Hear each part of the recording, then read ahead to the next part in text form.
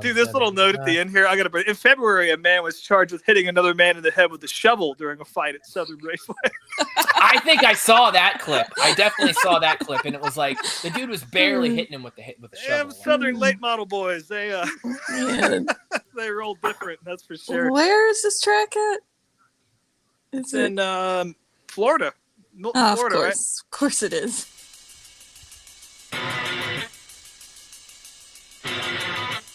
Well, yeah, certainly. I mean, it was our fault. We made a mistake. Spotter said it was clear.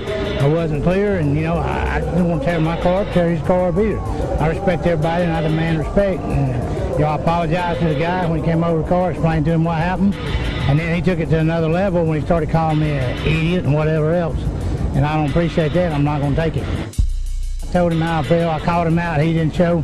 And so, I'm good with it if he's good with it, but I'm not going to be disrespected by no means. Yeah, I guess I had a dinner date at Applebee's last night that I didn't find out about until it was too late. It's a shame. I love their riblets and boneless wings, but... And welcome back to Meet Me at Applebee's, your racing, nonsensical television review podcast. Not your finest work, buddy. Nope, not a good one. I don't mean to judge you right off the bat, but we can do better than that. But for this week, it's fine. One of these days, I'll come up with a good, solid catchphrase. Yeah, this week was dog shit. Just switch it up every week. It's fine. We got to be consistent. But anyways, here's the consistency. I am Brian K, and with me, as always, are my co-hosts Rob and Ashley. How are y'all doing this week? Oh, well, I'm pretty good. As I said to you guys before we started here, I shoveled out my driveway today. We got a few inches of snow today, so my old ass is a little sore. But I don't know. I'm more concerned about True Love and the 40 degrees they're having down in Georgia right now. It's rough. It's rough. Just hoping for a heat wave by the weekend. I had to put sleeves on. God, it was awful. Poor thing. But yeah, I'm excited. I'm going to get back to the track this weekend, so I'm in a chipper spirit. You're the first one of the group to go to a race this season, so excited to hear how that turns out. Are you doing just Sunday? Are you going to both races, or what's your plan? I'm just doing Sunday this weekend. So.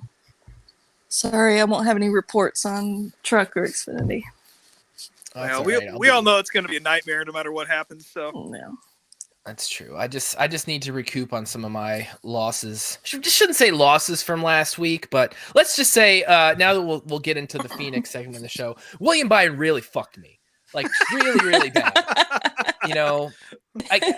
I am not one to root for Kevin Harvick over Kyle Larson, but I was definitely rooting for Larson all day because I had a good amount of money on him, and it looked like he was going to net me a couple $100 out of this win. But nope, that last fucking restart completely fucked me. Fucked so many people. I think my winnings went from like almost $200 to about $50. Gave it the old Blaney's sister treatment, huh?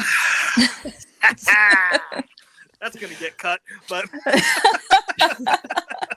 or maybe not. Who knows? We have an explicit tag on this show. Yeah. I don't know. We're adults here. We can make adult jokes. It's fine. Yeah, I mean, I wouldn't say I lost money off that too much, but yeah, wow, it's pretty much an identical race to Vegas, was it not?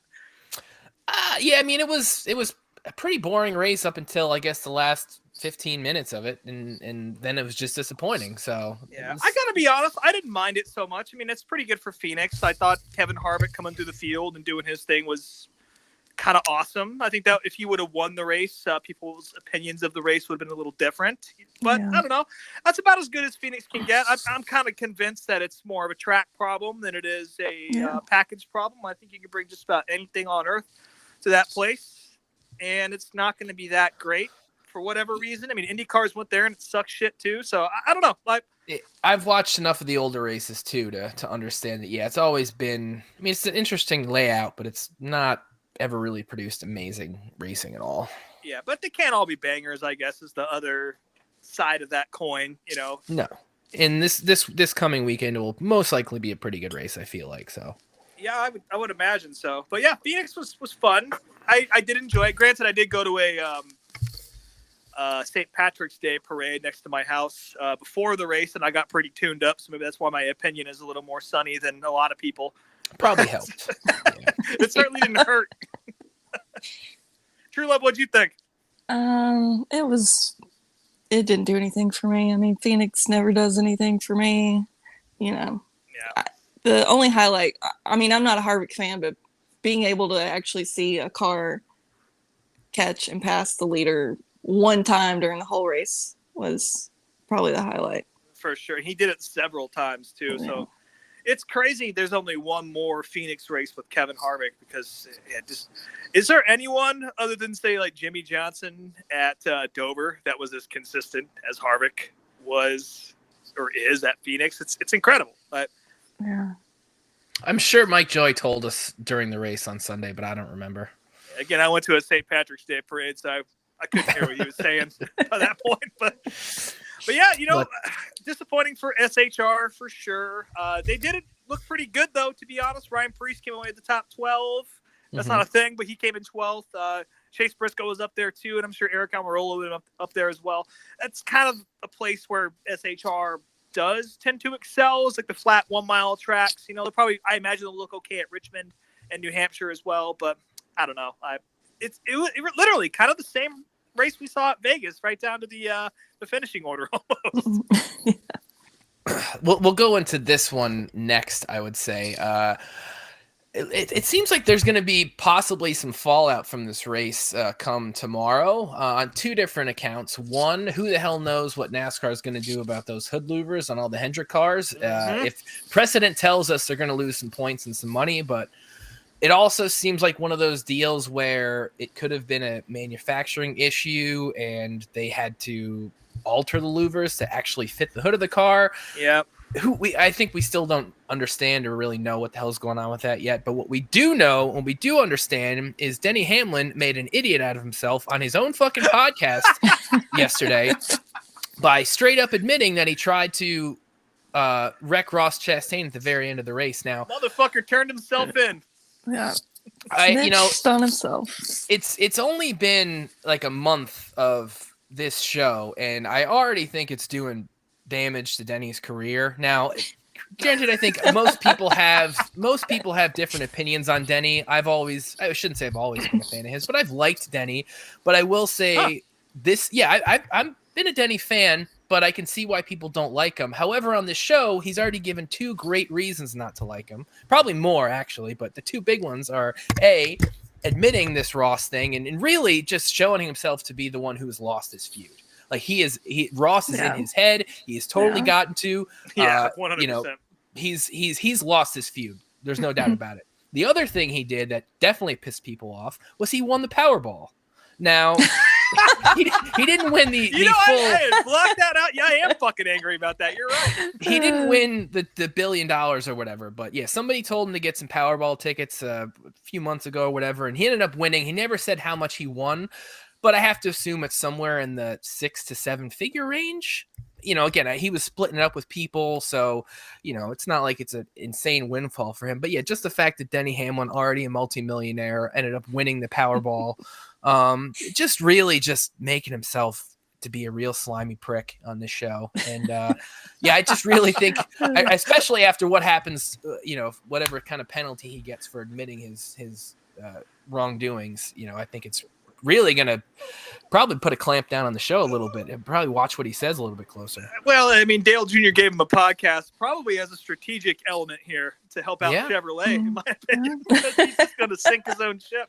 But I don't know. In both cases, there is precedent for some pretty decent penalties. Denny's less so. Yeah. But, I mean, what happened last time? Roush decided to fuck around and find out by manipulating a part that didn't fit correctly. And maybe I have my facts a little bit skewed. Again, that was many beers ago, but I think it was 100 points for Brad Keselowski, and it was a pretty similar confiscation and excuse that they gave. And there's a couple of points where RFK got busted for something like that, and eventually they got the big penalty. So I wouldn't be surprised to see a lot of the Hendrick guys kind of crawling out of a hole this year. I'm curious to see how that affects Chase Elliott. I don't think it will. I mean, we were talking about this a little bit before the show. You seem pretty confident, both of you, that there won't be any sort of additional ramifications for Chase because it's kind of race by race, but this could be a big problem for Hendrick. And I think they'll all be fine. I mean, but right now you got Alex Bowman leading the points. That's obviously going to take him out if it's even 50 points is a big penalty, Yeah. But 100 seems to be the precedent that's been set for a penalty of what everyone seems to think is coming. And then if you don't penalize them, then I don't know, like NASCAR is always going to be in a damned if you do, damned if you don't type situation in these deals. So I don't know. What do you guys think? I don't know. I haven't really been following this story very closely since my Hendrick driver is dead and forgotten for the next 6 weeks. I mean, he administered a penalty to himself, I guess. So yeah. I think really it's it's the precedent thing. Like NASCAR kind of has to, even if it is truly, because that's one thing Denny did say on his podcast when he was talking about it, was that I think he made it seem like it was a manufacturing issue and Hendrick, because of a part that wasn't maybe made the right way, had to kind of alter it to be put on the car. And that's one of those things where it's tough when NASCAR is mandating these teams to run these parts. Well, if the parts are fucked up and have to put them on the car, and you have to work to put them on the car, like what do you expect it to do here? It doesn't seem like whatever they did to the car was done in a way to aid in performance at all. At least so far, that's all we know. Right. Yeah. So it's tough. It's tough to really see the hammer get. I probably shouldn't use that joke just yet. It's hard to see the hammer come down on it. You're wasting the transition early, buddy. But we'll get to that in a second. There are more hammer content in this show. So yeah, it's really tough to it's tough for them. Again, I'm not a huge Hendrick fan, so I don't really care either way what happens to him. But I think they have to get some sort of decent fine or penalty. I agree, and I think that if they're going to give Eric Almirola a loose wheel penalty because the hub exploded, then I think that's the sort of hard line, get your hand chopped off for stealing type mentality that NASCAR is going to be taking going forward. So yeah, I would expect something to pop up tomorrow. So moving on from the Phoenix news, yesterday, some social media content. The infamous rapper Drake.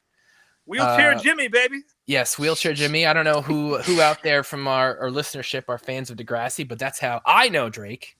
I had to Google. I saw y'all write down Wheelchair Jimmy. I was like, what the fuck does that mean? I had to Google it. I thought you and I talked about this at one point, True Love, about how big of a Degrassi fan I am. But I think you did admit that at one point. Yes. We haven't yet, but we will have to have that discussion because I love Degrassi, and we'll save that for another time. Another podcast altogether. Yeah. But no, Wheelchair Jimmy Drake. He's been somewhat of a fashion influencer over the years, and it was reposted a photo of him wearing a Dale Earnhardt leather jacket. Now, within about 5 minutes of finding that photo, I was able to find the exact jacket he wore, and probably even the one that he bought, because it was the only one on eBay that I could find. But it was just a chase jacket from the 2000s, nothing fancy, nothing incredibly expensive. But of course, this has NASCAR fans up in arms about, look at Drake, he's a NASCAR fan now, blah, blah, blah. Well, that's not really the case.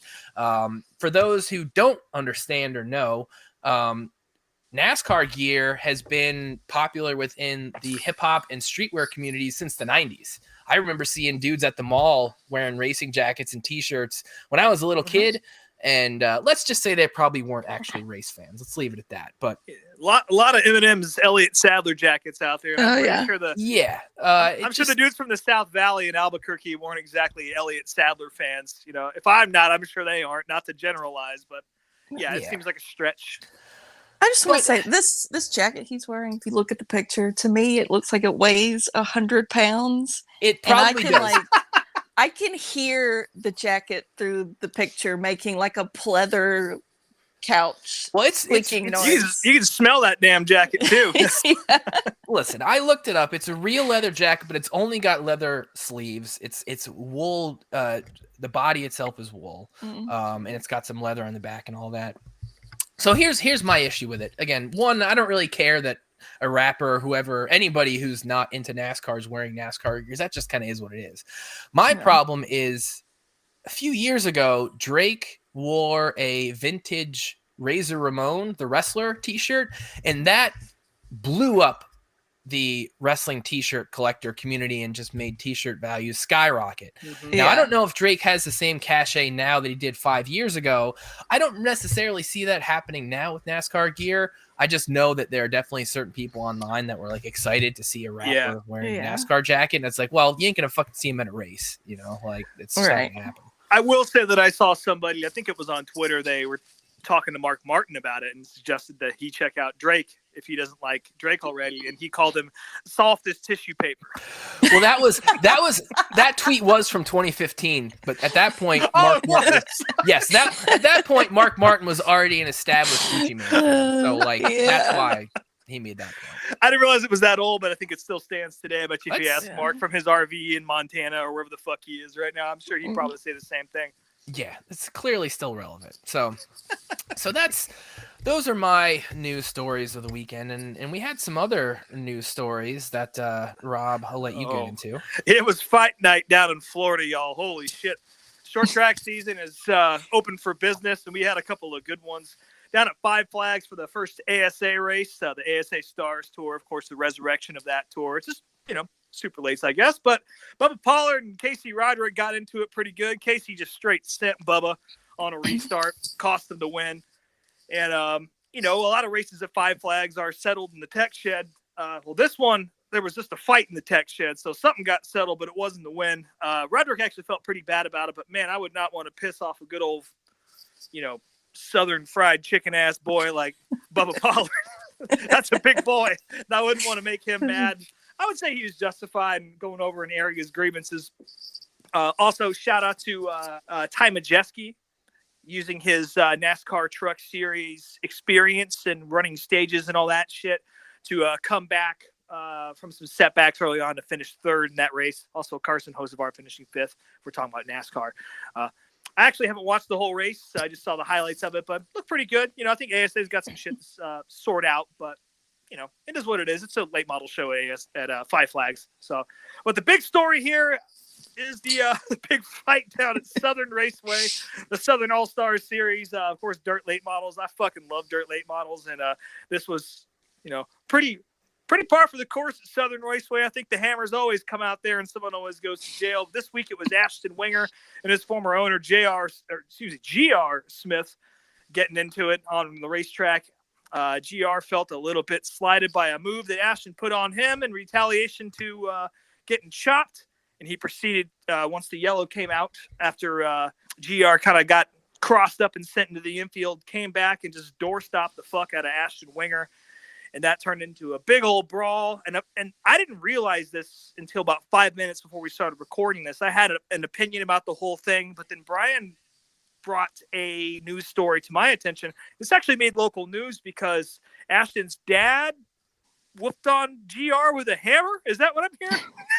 That's what the news report says. Although they didn't mention GR by name, but they just said according to the arrest report, Ashton Winger drove his vehicle into the victim's vehicle during the race, causing the victim, who has not yet been identified, to spin it on the track. It's GR Smith, folks. I'm happy to make that announcement. There's only one guy that could fucking be. It's GR Smith. The report states that the victim admitted to ramming into Ashton Winger's vehicle as payback prior to leaving the track. According to the report, the victim then went into his trailer to change. That's when Ashton Winger's father, Gary, reportedly entered his trailer and hit him multiple times in the head with a hammer. The ball-peen hammer. Deputies say in the report that Gary Winger hit the victim in the head 3 times with a ball-peen hammer. He suffered swelling and redness to his left temple. The report states witnesses eventually broke up the altercation. Gary Winger, who suffered cuts to his face, was then taken into custody. Yikes. Yeah, and Ashton went after, I believe it was his hauler driver or merch guy after the race because GR was already gone. The original sort of lay of the land that I thought happened was that GR took off. And it's probably because he was going to the hospital because he got clobbered with a ball-peen hammer. But Ashton also spent the night in jail for an altercation with, again, it was the merch guy, the hauler guy. So he picked up the check for the remainder of Ashton's grievances. And yeah, wow, fun night out there at Southern. I got to be honest, I don't even know who the hell won that race. I just know about the fight. So yeah, when somebody's getting hit with a hammer, who the hell cares who won? Yeah. it's true. Yeah, that's the real story. And speaking of stories, I guess it's time for our DARF of the week. Yeah, we'll keep it in the dirt late model world here. Of course, Jonathan Davenport announced that he's running for Colleague at the Bristol Dirt Derby, whatever the hell they're calling it now, the NASCAR dirt race at Bristol.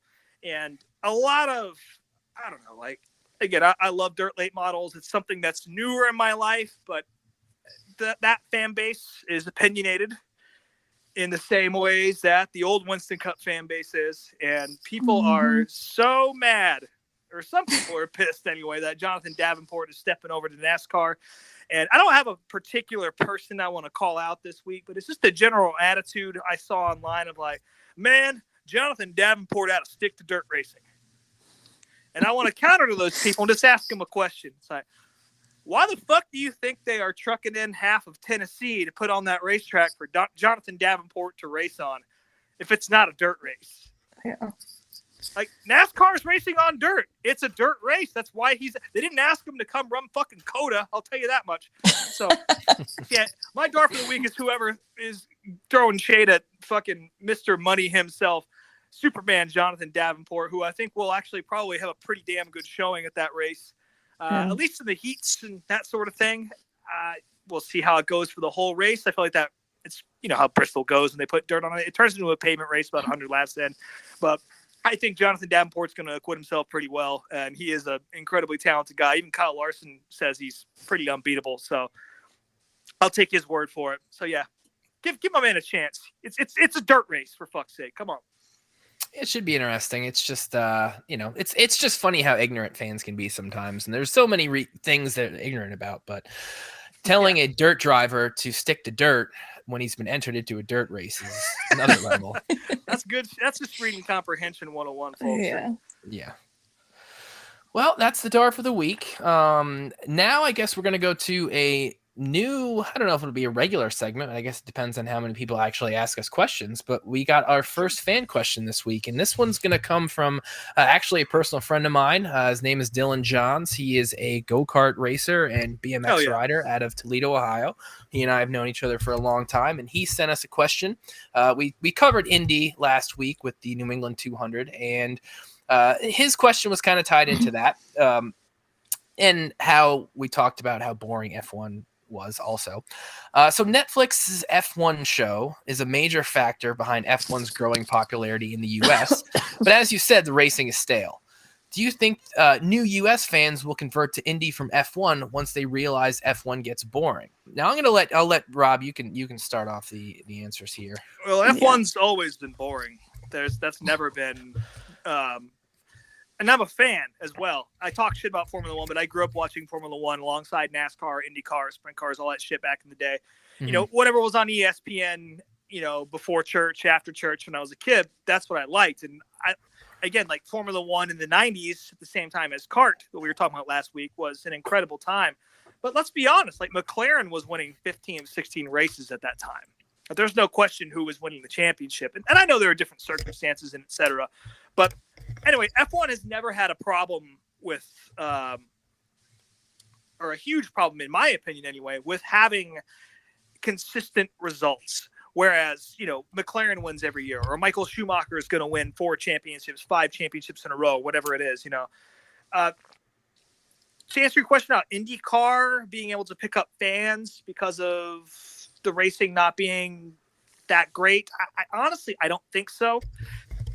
I have my doubts that once Drive to Survive goes off the air, if a lot of people are going to stick around and watch, and especially if ESPN ends their commercial-free coverage and it becomes more of an Americanized broadcast, I really have my doubts that people are going to want to stick around and dive in. And maybe I'm wrong. Maybe I'm just pessimistic. I don't know. Do I think IndyCar is positioned to pick up those pieces? Not necessarily. I think it would take them being on the same network as Formula One for that to work. There's no cross promotion between the two. And it's really hard to do that when you're not on the same network anyway. NBC, the best they can do is, I think there's a series on USA. It's Road to Indy is what it's called, right? I think that's what the name of the series is. I imagine it's pretty similar to the NASCAR series that came out at the end of last year, leading up to Phoenix. And it came on after fucking Austin Dillon's fucking haircut hour or whatever that was, his reality show on USA, like 10 p.m. on a Tuesday night was, Yeah. I don't know. In short, I think some fans will, but I think for the most part, the sort of people who are attracted to Formula One because of the show probably aren't going to latch on to anything else. And it's not a slight to IndyCar at all. I think that's probably the best major racing you can watch right now. But I really just don't have much faith that those connections can really be made, because how do you do it? Like, Drive to Survive is such an anomaly and such a flash in the pan, miracle kind of thing. And not to mention F1's content is different. It is truly international. They have a different story to tell than anybody else. And I don't know if IndyCar or NASCAR or anyone else for that matter can really tell a story that's going to sort of transcend the way that Drive to Survive has been able to do that. So in short, no, I don't think we'll see a lot of fans come over. I wish they would, though. I'll say that. Yeah. Ashley, you got anything to say to that? I really don't. I have not watched the F1 series on Netflix, so see, I haven't really either. I tried. I got a couple episodes into it, but I guess that's kind of where my point is mainly lies. So, going off of what Rob said about the Netflix show hooking fans and if other fans branch out to other forms of motorsports, that's good. But personally, what I've seen from people who are F1 fans, who were never racing fans before, I have not seen many of those people branch out into other forms of motorsports. It's just not happened. Hasn't happened yet, whether it be local motorsports, Indy, NASCAR, whatever. It seems like they're F1 fans because of that show. And I get it. From what I've seen of the show, it's a compelling drama, especially compared to the NASCAR one. Like I watched the NASCAR one. It was fine, but I don't think it hooks you. I don't think it really tells the driver stories. It doesn't tell the drama of the sport itself. It's like it's content for people who are already watching. As a fan, it's a little bit cream puff, not Drive to Survive at the NASCAR series. I feel like it does a decent job of showing some additional shit that you would normally get to see, but I just don't think that it really appeals to anybody other than, us. We're the ones who are tuning into USA at 10 p.m. on a Tuesday to watch this nonsense, One analogy I kind of wanted to make, and maybe it's not necessarily the best one, but I'll make it as a pro wrestling fan, because I am a pro wrestling fan. There are people that watch wrestling for literally what's in front of them. They just pay attention to the actual wrestling, the storylines, blah, blah, blah. And then there are people like myself who are a little more in tune with the behind the scenes drama and how that creates what you see on the screen. Yeah. To me, as a fan, with F1, it seems like the racing itself is almost a sideshow. It's everything surrounding the racing is what draws people in.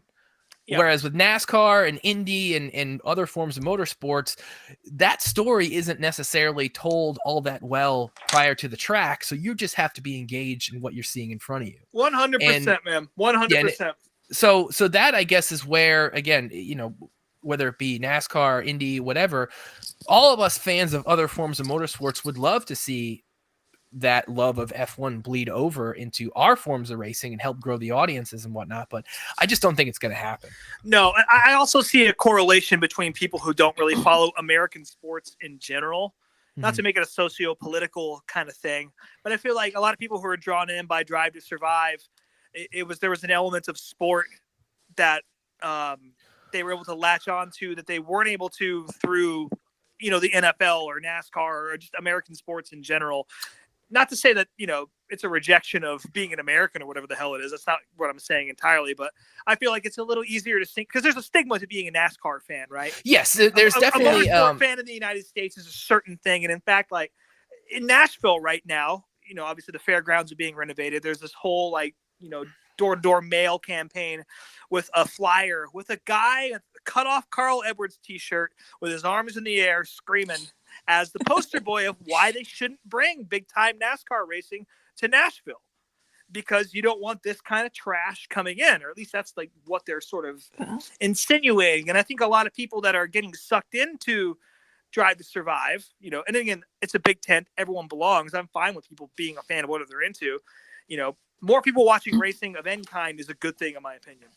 Yeah. But with that said, it's finally an outlet that is not soiled by someone's, even if it's misled, someone's opinion of the people who they'd be associating with by being a part of this thing.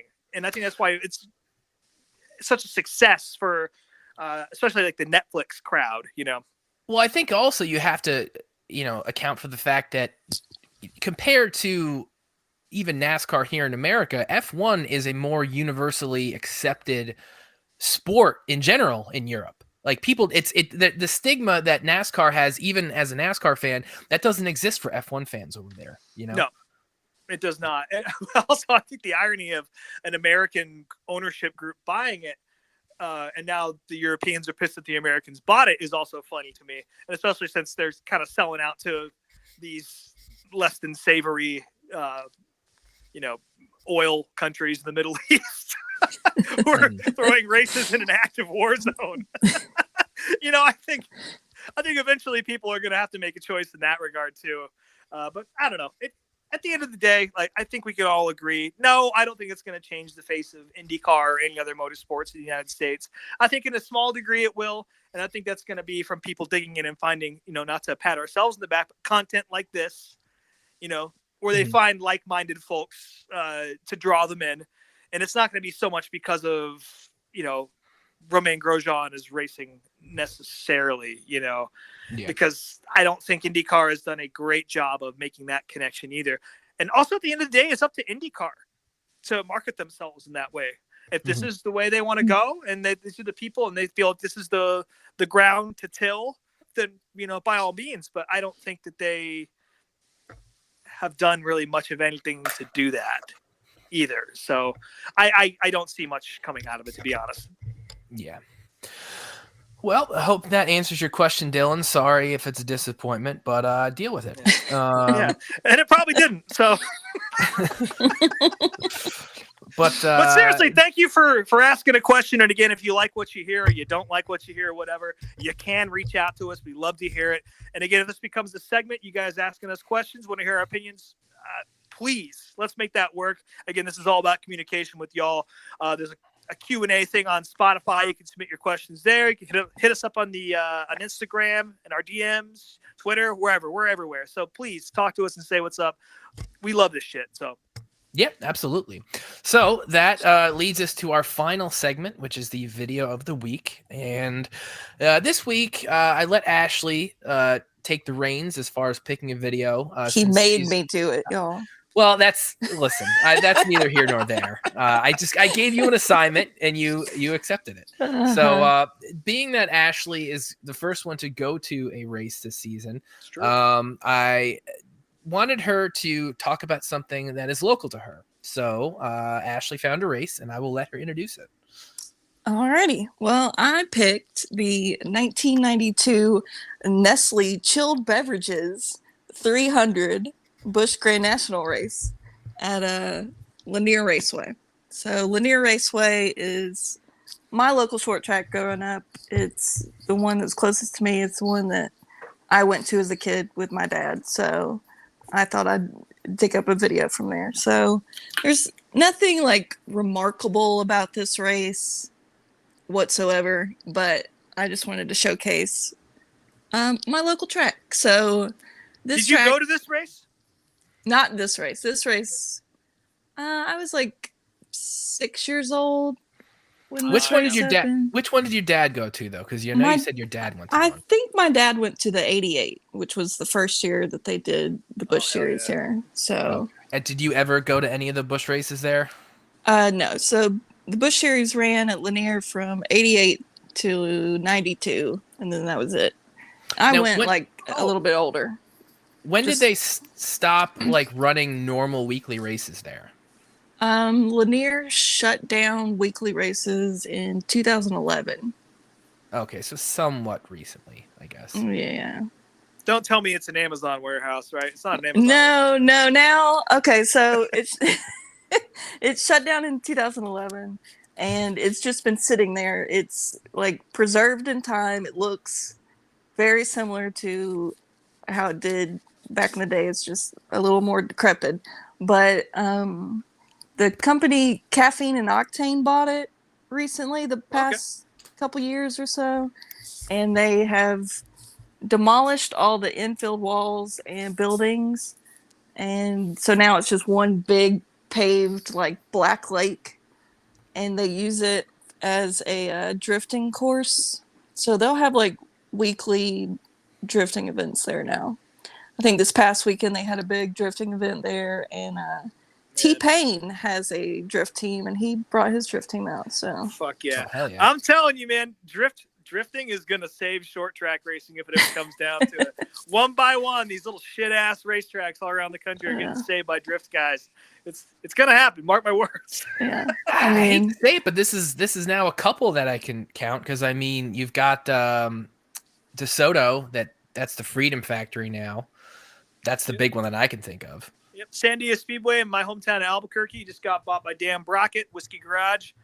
And that's been the cornerstone of that track, as far as I can tell, is their drift events throughout the summer. So yeah, it's those guys, they see an opening and they jump on it. Well, folks, listen. When we get a Patreon, that's going to be our goal, is to buy a racetrack. So stay tuned. Eventually, we'll get working on that. Yeah, I mean.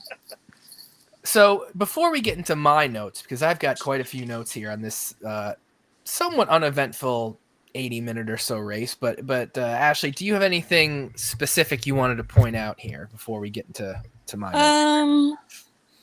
No, just as like another follow-up. Like this race track, like I said, it served the Busch Series from 88 to 92, but like it also had ARCA races there. The Whelen Modified Series ran some races there. Woo!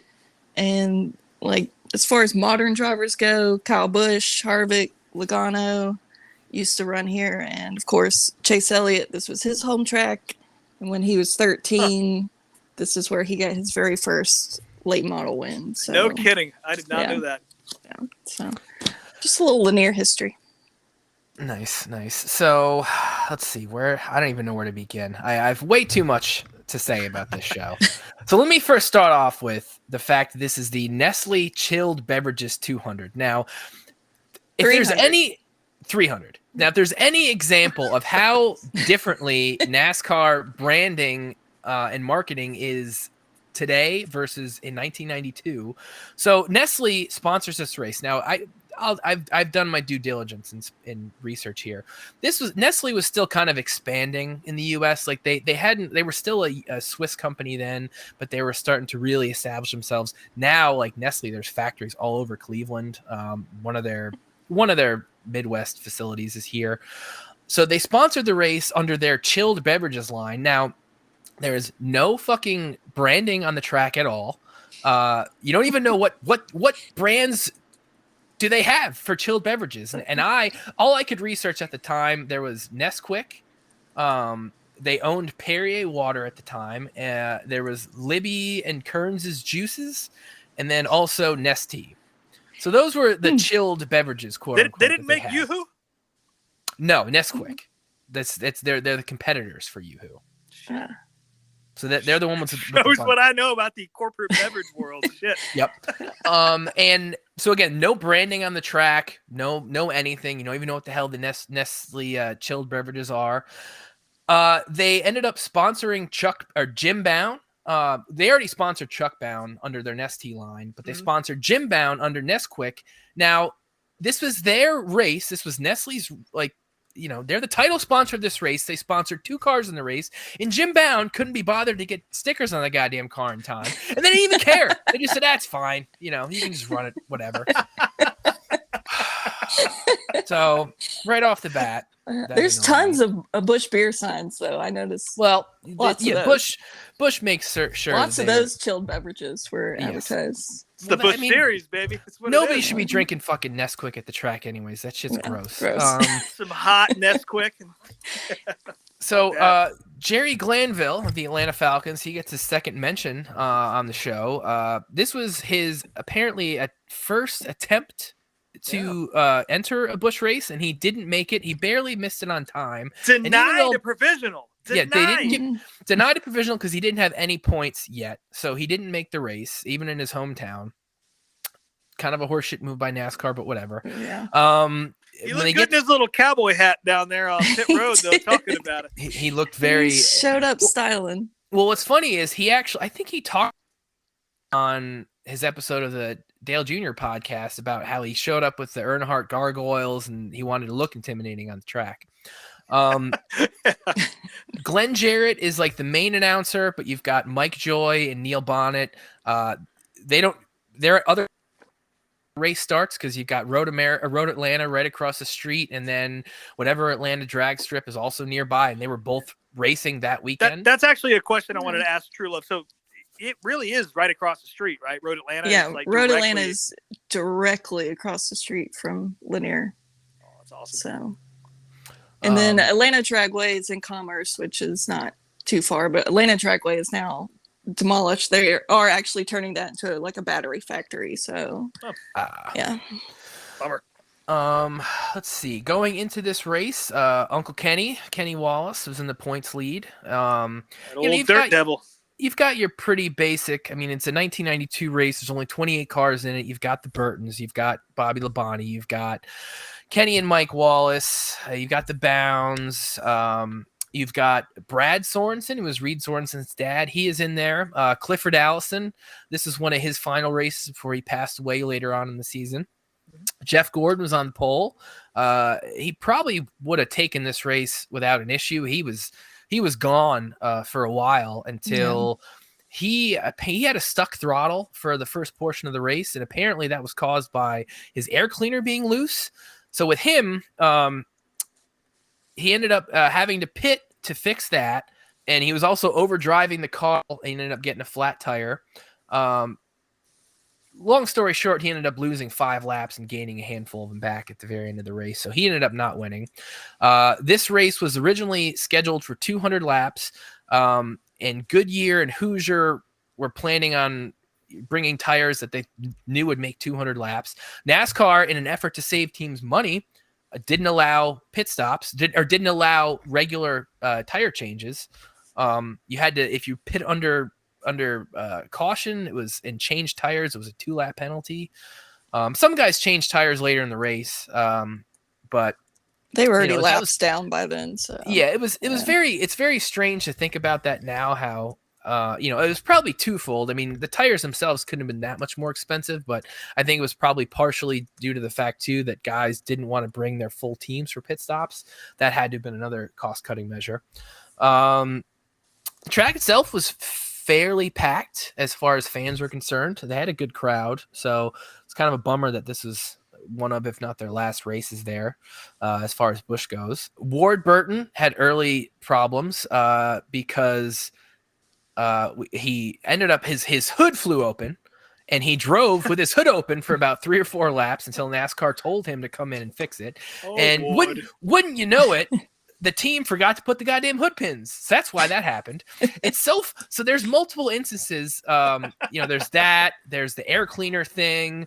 Was there any else? There were a couple things. Oh, Joe Nemechek brought his car from Hickory last week. The side was all fucked up, and he didn't even bother fixing that. I guess at that point, NASCAR said you could wait 2 weeks to fix any damage on your car. So again, crazy to think 30 years ago, this is how different NASCAR was. And yeah, they said that the Hickory race the week before was an absolute demolition derby, and like pretty much everyone in the field brought their cars from Hickory. So yeah, so just really wild to see, how different things were back then. And speaking of differences, one thing that I want to ask you guys, when I'm watching some of these older races, I will say, and I wasn't a fan then, and I'm even more kind of annoyed now, the V6s, the Buzzy V6s are Oh, grating to listen to. I love it.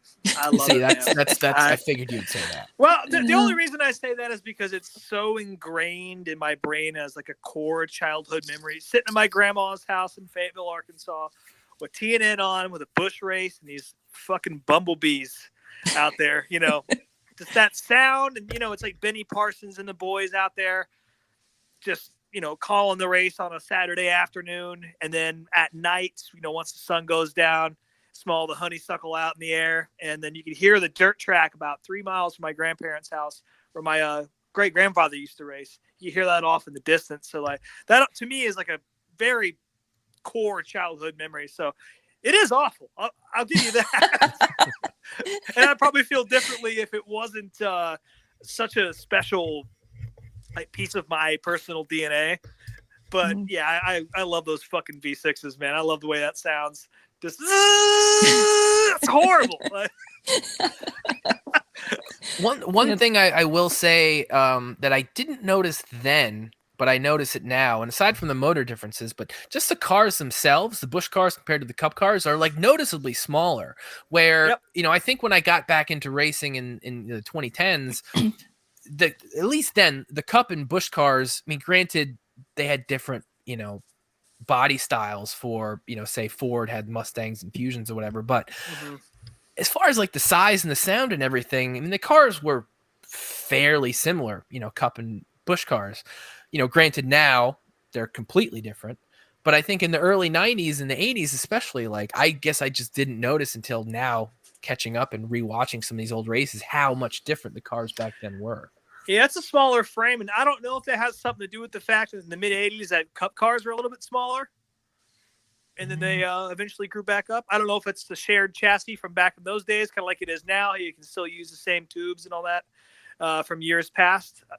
It's actually a question I'd have for any listeners out there. Maybe you could because I don't know clarify that because I don't know that either. But you are right. They look, and maybe it's just the sound that makes them look even smaller than they are. It's definitely just the look. Like you know, I'm not gonna let that bother me too much. So getting back to the race, I think that really covered most of the main points I wanted to make. You know, we already talked about Jeff's problems. At one point, they interview his car owner at the time, who was Bill Davis, and I can't understand a fucking word he says. No, you not can't. A thing. Not one. And it's not even so much because of like the cars being too loud. It's just I can't. He's just talking too fast. He's pissed off. I don't know what the hell he's saying. So if anybody else out there can decipher that for us, let us know. Bob Labonte did win this race. Of course, I think his dad, Bob Labonte, owned the car, right? Yes. Yeah. Not mistaken, driving that 44 Slim Jim car. Chuck Bound coming in second, of course. Yeah, Kenny Wallace had the lead after Gordon had his problems, but there were a handful of cautions towards the end of the race, one of them being brought out by Ward Burton again. But Bobby Labonte ended up winning the race. You know, so you got a fresh-faced baby Bobby Labonte. He's probably like 21 or something. I don't know how old he's 27. Oh, fuck. Yeah. Well, he looks like he's 21. People look different back in them days. Yeah. But so that was the race. So again, this is part of being a fan of old shit is concerned. Not everything you dig up is going to be exciting and incredibly interesting, but you know, for me, I like to find the interesting tidbits in these old races, and I feel like there were enough things there to keep me interested. That even though the racing itself was not the most thrilling out there, there's still some neat stuff. So check it out. It's going to be on our YouTube playlist by the time you listen to this. Next week, I don't know what the hell we'll do, but I will say that I found a new YouTube channel with lots of old monster truck races that I have not seen and have not been on YouTube in years. So I have a feeling maybe you guys get your first taste of monster trucks on the show next week. Oh, hell yeah. That's something that I have very minimal knowledge of, but I really do enjoy every time I see it. So I'm looking forward to it. As Ashley knows firsthand from last year, I know just about everything about it. So I was going to say, you are beyond enthusiast level. You are obsessed. I know this about you. I wouldn't say obsessed because like I would say that. I don't know, man. I've seen some shit on Instagram that would say to the counter there. Well, we'll get more into it next week when we talk about monster trucks. Even before I was really collecting racing stuff, you know, I started collecting the monster truck shirts like 15 years ago. And I've got a lot to say about them. But we'll save it for next week. So next week's Atlanta, right? Yes. True Love's going to be there. Mhm. What do we think about there. Atlanta, folks? There's a lot of weird shit going on here. Pit road entries turn 3 now, like it's Martinsville or some shit. Yeah, people seem to bring up the fact there weren't a ton of green flag stops last year, so who knows if it'll really be a factor, I guess. That's kind of how I feel too. Like, it is a plate race now, or whatever they want to call it now. So I don't really see tire wear being much of an issue. Yeah. Especially with the fresh asphalt, but I have no idea. True Love, you're the only person who's actually seen this racing in person. Yeah, I mean, I don't know how it looks on TV. I can't say I've gone back and watched it on TV, but I've been to both races last year, and in person, it's incredible. Like, I'm on the edge of my seat, the lap 1 to the very end. So I really enjoyed New Atlanta. Yeah. In person. Yeah, I wish I wasn't so broke, or else I'd be down there with you. But unfortunately, right now, it's not in the cards, especially since we've already got a pretty busy May ahead of us. Yeah. Well, maybe y'all can come down for the July night race. See, okay, it is a night race. That's potential. That sounds better than sitting out in the middle of the day in Georgia. I'll tell you fuck that. That was terrible last summer. Yeah. Jesus. 165-degree fucking sauna nonsense. I'm all set, buddy. I can get that at Loudon. Pass out in the metal grandstand. I don't know who you guys have as favorites for the race, but for whatever fucking reason, I'm feeling like it's Brad's week this week. I just got a feeling, RFK's been good this year. Brad's a plate race guy.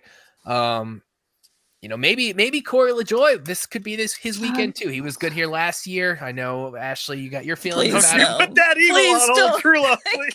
Me watch Corey LaJoie win in person. Ugh. Don't make me start my season off like that. So who would you've seen a lot of people win that you've loved and hated. Is there a driver that you've seen win that you were more disappointed by than if you saw Corey win? Like who is the lowest, like the most upset you've been? To see the bottom of the basement. Man, I don't know. I mean, I had to see Truex win a few times when he was like top of my shit list, but that was like years ago. I'm over that now. I haven't left a track like kicking and screaming and pitching a fit. So, but if I had to watch fucking Corey LaJoie win for personal reasons, I might pitch a little fit. I might be Darth of the Week next week. It'll happen to all of us at some point, I'm sure. I had my moment in 2011 at the 500 when I went. That was my first 500, and listener and friend of the show, Greg, he and I went and drank Four Locos, and these were the original Four Locos, mind you, the good ones, yeah. And I was incredibly pissed off with Trevor Bayne's victory and threw an apple on the track after Happy he won. Birthday, and Trevor I just kept screaming about him being the next Derek Cope. So I kind of feel a little bad about that now. Different times. He's had a little bit of a redemption arc, I guess. A tiny bit. Himself a little bit. I mean, I would like to see him get another opportunity, and I've gone back and watched that 500. It's a better race than I thought it was. But again, we were on a different level that day as fans. God, do I have any? I don't know if I've ever seen a race that really just like made me want to crawl in my own skin. It's got to be a Busch race. Watching Kyle Busch win back in the before times. Everyone loves him now. So, but back in the day, like him, like winning at Loudon or something like that, it's probably one of those. But again, that's how I felt about Jeff Gordon. I had one or two Gordon victories in the 90s, and that pissed me off, obviously. So first trip to the racetrack this year, True Love. That's awesome. I'm so jealous of you. I'm going to Thompson in a couple weeks for the icebreaker. I'm sure I'll talk about that. What about you, Brian? When's the first time you're going to the racetrack this year?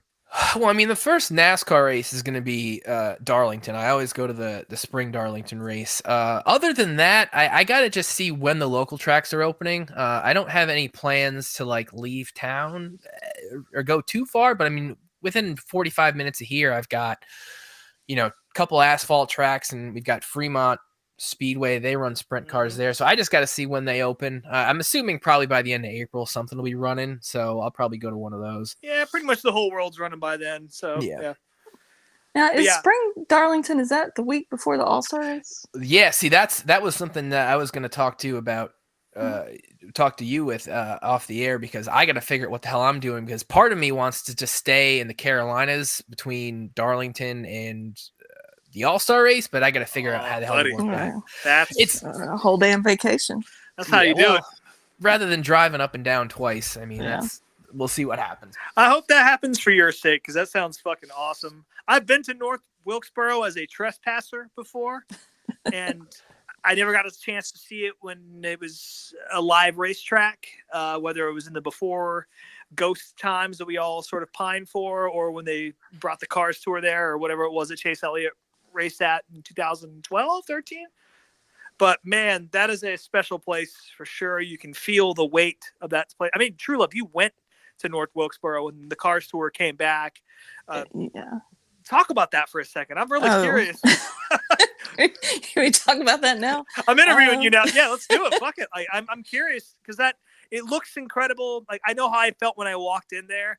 I never got a chance to see race cars there, and I know you said it was so special. Like, I mean, that was my first trip to North Wilkesboro, and just walking in, the place was just packed to the gills. Like, the energy of that weekend, or it wasn't even a weekend, it was like a Tuesday and Wednesday or some shit, but the energy in that place those couple of days was just like nothing I've ever experienced at a racetrack before. Just, I don't know, it's definitely a very, very special place, and the fact that they're just keeping it frozen in time, it's a experience that is awesome. Unlike anything else on the series right now. So I'm really excited to go back. Yeah, the fact the modified tour is going back there, that's to me, that's huge shit right there. Yeah. If I end up staying down there for the week, I'll probably end up trying to go to the Cars Tour race with you, but we'll see. Oh yeah, well, you better get a ticket. Yeah, I know. That said, folks, if you want to hang out with us, the racetrack is the best place to do it. We'll tell you where we're at, and I'm sure we'll all be popping off on social media talking about it. So come say what's up. We'd love to have a beer with anybody out there. Yep. If anyone wants to meet up at Atlanta Sunday, let me know. Hell yeah. I got to say, for Atlanta, though, I kind of got to keep on the Hendrick train a little bit. Yeah, They're super good at the super speedways, and Atlanta's a Byron won last spring, so he might be wearing that big dumb hat for the third week in a row. Honestly, I would not be surprised to see it happen. Again, those races are so unpredictable, but Hendrick is, they're better qualifiers than they are racers in those situations. But, Larson almost won the Daytona 500. He was up there pretty much the whole day, and he almost won his duel too. So I don't know. We'll see. I gotta keep my money on Hendrick, though. I'm gonna say Alex Bowman's gonna win this shit. Wouldn't be mad at that. I don't. He hasn't won a plate race yet. I mean, granted, this isn't really a real plate race, but still. He's been in the top 10 every single race this year, and I feel like that's fair. I think he's due. I don't see Hendrick dropping off in performance enough for him to not be present. So I'm gonna go with Alex Bowman. Fuck it. I've never said that in my life. So this is the first, folks. Alex Bowman for the win on Sunday. And Austin Hill in the Xfinity Series is going to win me money. You watch that shit. Let's hope. Seems like a pretty good bet right there. Yeah. Well, cool. I got to say one more thing before we get out of here. I want to give a shout out to my buddy Kyle Armstrong from the Forward Bite podcast. He's actually the one who showed me the Dark of the Week shit. Like literally about 30 minutes after last week's episode dropped, he sent me a text. He's like, "Hey man, I got your Dark of the Week for next week." It was somebody talking shit about Jonathan Davenport running Bristol because it's not a dirt race. So I just want to say thanks, Kyle, for that. It is the dumbest thing I saw all week, and thank you for showing it to me. Also, if you're interested in dirt late model racing, Forward Bite podcast is fucking awesome. It's on the Speed Sport Network. Check them out. I'm sure he'd appreciate it. And if you have any interest at all in watching them big wedges go around a dirt track, that's a good place to sort of get some history and get tuned into what's going on. So cool. All right, folks. Well, thanks for coming with us to Applebee's one more time, and we'll talk to y'all next week. Yeah, the mozzarella sticks still have not arrived. I gotta go way down the server. Jesus. Hey, where's our blue drink set?